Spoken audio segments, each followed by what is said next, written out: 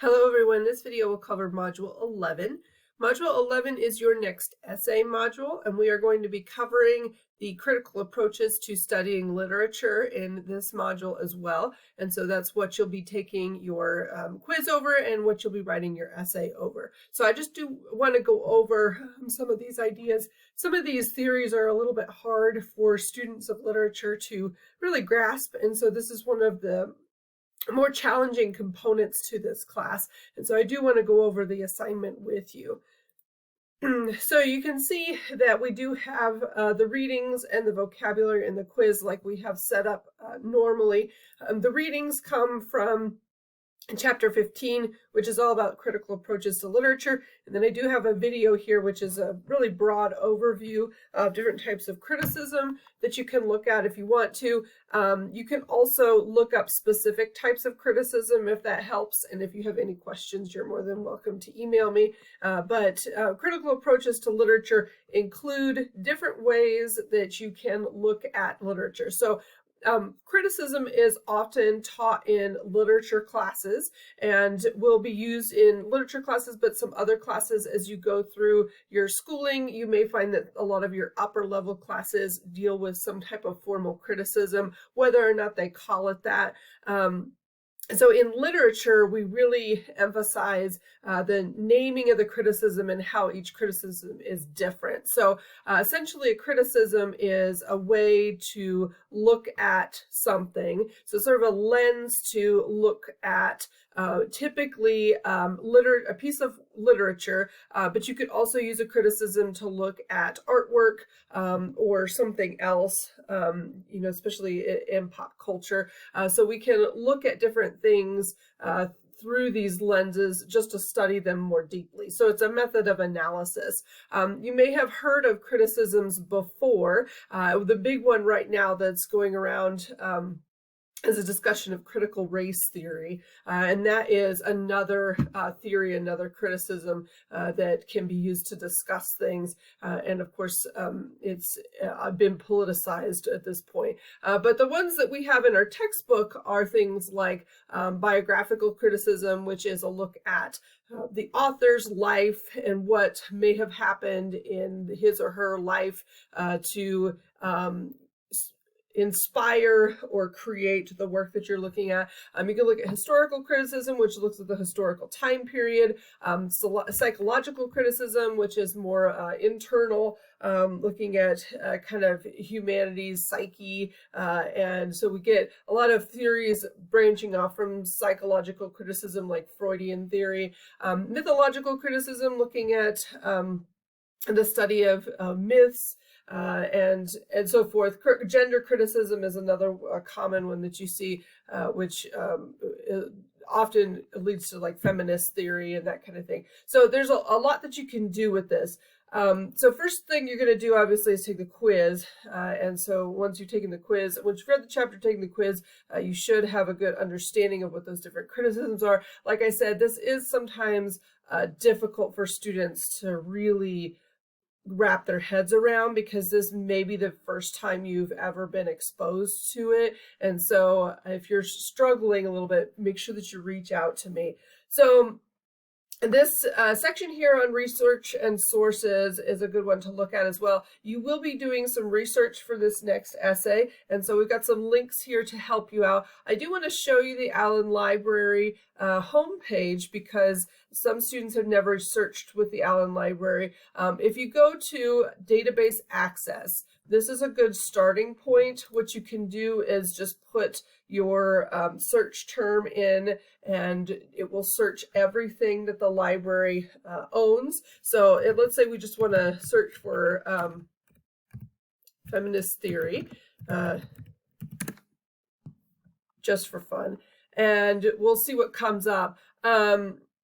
When you do a general search, it's called the discovery search. When you do a general discovery search, Often you'll come up with a research starter that comes out of an encyclopedia. It's a good place to start for terminology, and that's fine.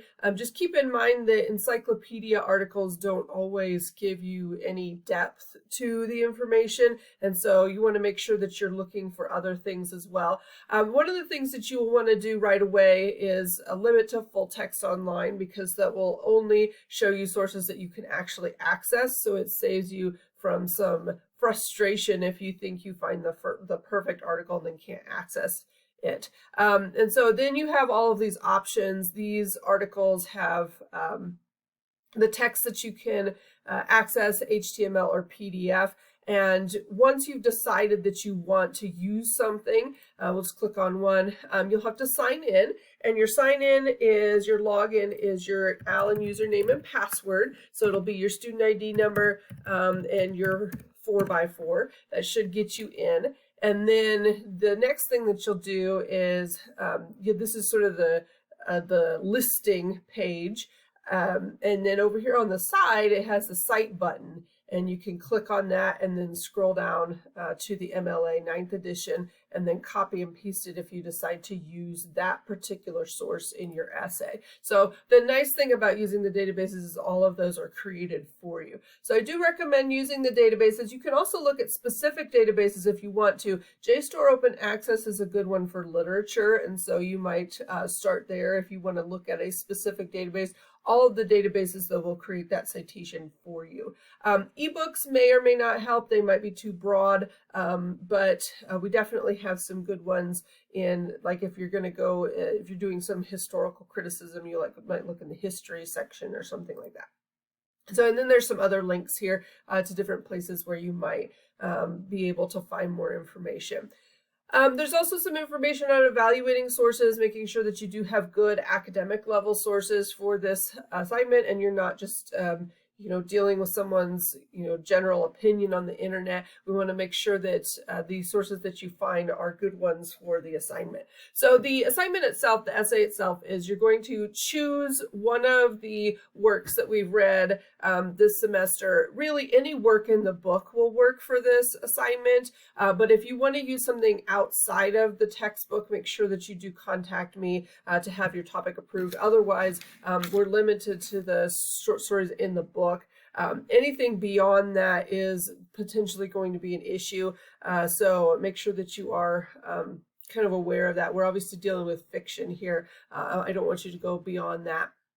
So the idea is that you take one of our works. So you have Edgar Allan Poe's The Telltale Heart, and you've decided that you're going to do this for your analysis, and this analysis is going to be specific for one of these listed criticisms. So basically what you do is, if you're going to do an analysis of Edgar Allan Poe's The Telltale Heart, and you decide to approach it with the biographical criticism, then you would do some research on Edgar Allan Poe's life, and you'd find out more information about him, and you would pull examples from his biography or his life story in order to analyze the fiction. So you would say, this section of The Telltale Heart was most likely inspired by this part of his life.